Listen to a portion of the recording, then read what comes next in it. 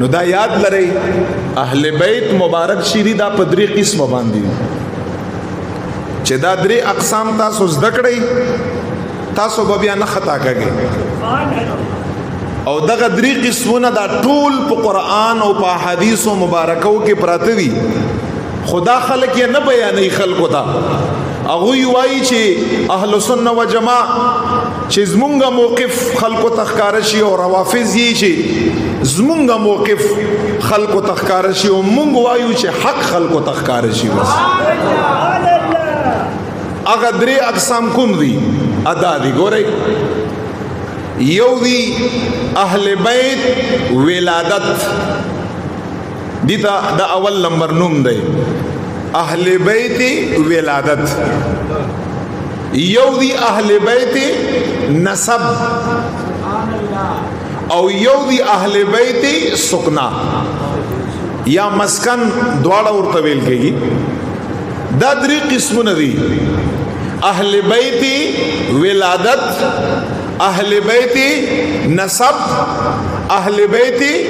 سکنا دا درې واړه اهل بیت دي په قرآن کریم کې آیات نم دغه درې واړه مراد دي او چې څومره احادیث اهل بیت علیهم السلام په فضایلو کې راغلي هغه نم دغه درې واړه مراد دي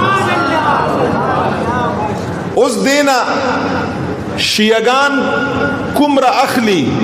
هغه دوی غاړه او رب او دا نور خلق تر دینه کومره اخلي هغه دوی غاړه او رب او د قیامت په ورځ باندې رب لا یزال په حضور کې اولاړه او حساب کتاب دا یو بالا رب لا یزال برابرې چې غمو نه کړی یوم تر نشي خلاصې دی چې دی بدلته یو خبر او کو دا غي بدی ذمہ دار نه یو خبره په قیامت په ورځ باندې ذمہ دار دا خدا سے نه چې ته په منبر باندې را لې او ځان د په جوش او په خروش کې راوستاو خلکو سبحان الله ماشاءالله درته وي او خبره ختمه دغه یو خبره به ذمہ دار قیامت په ورځ باندې نو دی وجنا دا درې واړه اهل بیت دي دا درې واړه د نبی علیہ الصلوۃ والسلام مبارک د کور خلق وي دغه درې واړه پاک وي او دغه درې واړه جنتیان دي او دغه درې واړو باندې د سلامي او دغه درې واړو سره الحمدلله مونږ استاد سمینه او محبت ده اهل بیت ولادت څوک وي اهل بیت ولادت ګوره صاحبانو اهل بیت ولادت دا د نبی علیہ الصلوۃ والسلام مبارک د کورنۍ هغه افراد دي چې یا نبی علیہ السلام نه پیدای یا چې څوک نبی علیہ السلام نه پیدای چې هغه نه پیدای دي ته ویل کېږي اهل بیت ولادت او دا څو افراد دي د حضور مبارک څلور بچیانې زینب رضی اللہ تعالی عنہا رقیہ رضی اللہ تعالی عنہا ام کلثوم رضی اللہ تعالی عنہا او داوی اولاد فاطمہ الزہرا رضی اللہ تعالی عنہا او دا اغی اولاد امام حسن مجتبی رضی اللہ عنہ امام حسین رضی اللہ عنہ امام محسن رضی اللہ عنہ او دا اغا مبارک لرگانے دا د حضور مبارک دام اهل بیت تھی خودی طویل کجی اهل بیت ولادت دام اهل بیت نو شیعگان صرف اور صرف چې په هر ځای کې یادی بس عمدہ یادی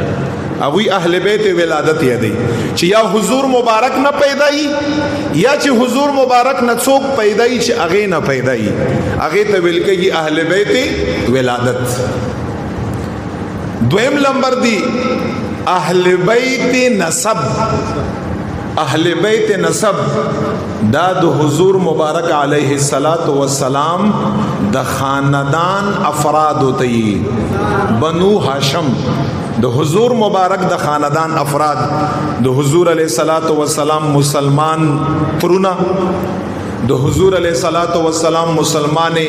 پوپیګانې د حضور علیہ الصلوۃ والسلام مبارک ترزامن یعنی عباس رضی اللہ تعالی عنہ دا اغا اولاد علی شیر خدا رضی اللہ عنہ دا اغا اولاد آل عقیل آل جعفر آل حمزہ رضی اللہ عنہ دا حضور مبارک دا خاندان افراد د حضور علیہ السلام ترونا ترزامن مسلمانان د حضور علیہ الصلوۃ والسلام مبارک ترورانه پوپیګانه او د هغه اولاد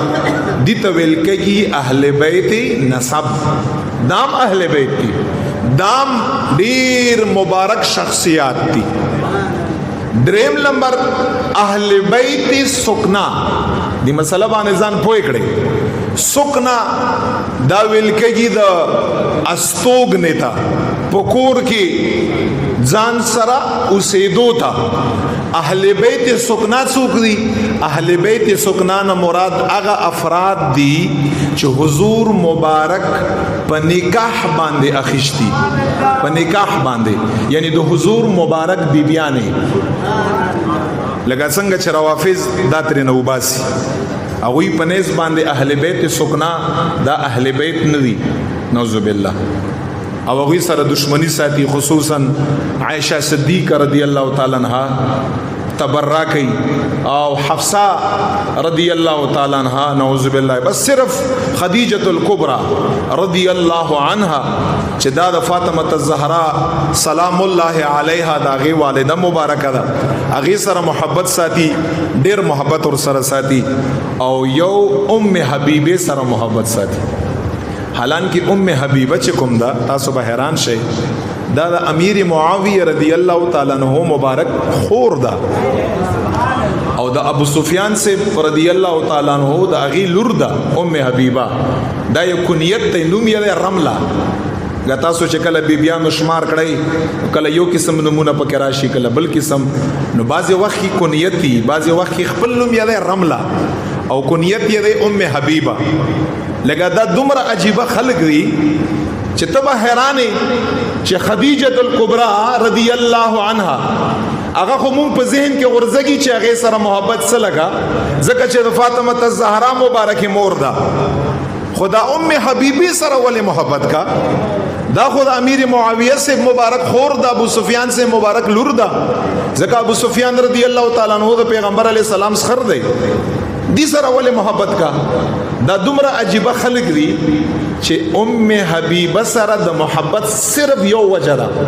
او هغه یو وجه ده چې کله ابو سفیان په حالت د کفر کې او ام حبیبه رضی الله تعالی عنها مبارکه په حالت د اسلام کې وا مسلمان وا صحابیه وا پیغمبر علی السلام مبارک په نکاح کې وا ابو سفیان ام حبیبه رضی الله تعالی عنها مبارکی کور لراغه خپل لور کرا راغه په هغه ټیم کې په حالت د کفر کې نو په کور کې د نبی علیہ الصلوۃ والسلام مبارک مسند پروتو کوم مسند شي ناس ته ځای اپروتو نو ابو سفیان رضی الله تعالی عنہ مبارک راغه د پیغمبر هغه ته پته نو دا مسند دی راغه پاګه مسند باندې کې ناس چې دا زما د لور کور دی او چې کله ام حبیبه مبارک رااله ابو سفیان یا هغه ته خو پته و چې دا د نبی علی السلام مسند دی نو ډایرکټ ورته چې پاتہ اوچت یې اوس ګوره دوی روافض ام حبیبه سره صرف د دې وجنه محبت کا چې هغه ابو سفیان ته په دې وخت کې نجس ویلی دې نجس یې ورته ویلی دوی چې دا ډېر خټکای ورته کړه هو هغه خپل زړه هغه پو باسي کنه هغه خو په حالت د کفر کې ته چې پاتې دی زینا دا ځای او مسند د پیغمبر علی السلام دی او ته کافر او مشرکی فی الحال او کافر او مشرک دا نجس انسان د پیغمبر علی السلام په مسند باندې نشي کېناست نو بس صحیح خبره وا په هغه ټیم کې په خپل ځای باندې صحیح خبره وا یو طرف بس دوی په دې باندې ام حبیبه سره محبت ته چې ابو سفیان رضی الله عنه ته څه ویلو نجس یې ورته ویل د دې وجنه پګرانه را نور ډیر په امت کې تفریقه اچون کې خلک وي په امت کې اختلاف اچون کې خلک وي